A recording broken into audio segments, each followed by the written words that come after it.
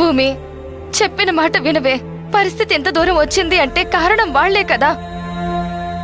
కారణమైన వాళ్ళ దగ్గరికి వెళ్లి మాట్లాడతాను అంటే వాళ్ళ నీ మాట ఎలా వింటారనుకుంటున్నావు? వింటారో లేదో ప్రయత్నం అయితే చెయ్యాలి కదా.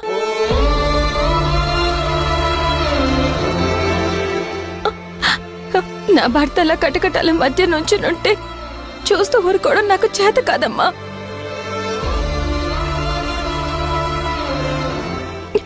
లాయర్ గారు వచ్చి మాధవ్ని బయటికి తీసుకురాలేకపోవచ్చు, కానీ బావగారు అనుకుంటే గంటలో మాధవ్ బయట ఉంటాడు. అందుకే నేను నేరుగా వెళ్లి బావగారితో మాట్లాడతాను. వద్దు భూమి, నా మాట విను.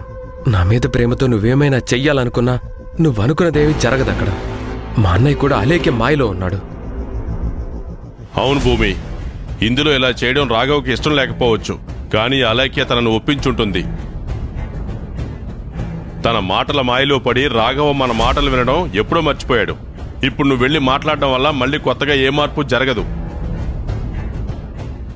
ఎందుకొచ్చానా అని బాధపడుతూ తిరిగి రావాల్సి వస్తుంది. నా మాట వినమ్మా. లేదు ప్రసాద్, ఏదో జరుగుతుందని భయపడుతూ ఇక్కడే కూర్చోవడం కాదు. వెళ్తాను, బావగారితో మాట్లాడతాను. తమ్ముడి విషయంలో ఇలాగైనా ప్రవర్తించేది అని అడుగుతాను.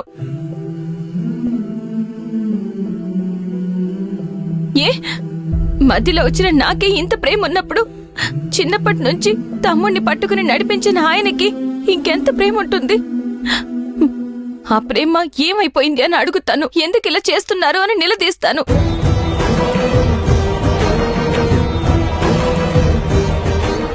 ఆయన తప్పు ఆయనకి తెలిసేలా చేస్తాను. భూమి, ఒక్కసారి నా మాట వినమ్మా. వదినా, నేనెవరి మాట వినదలుచుకోలేదు.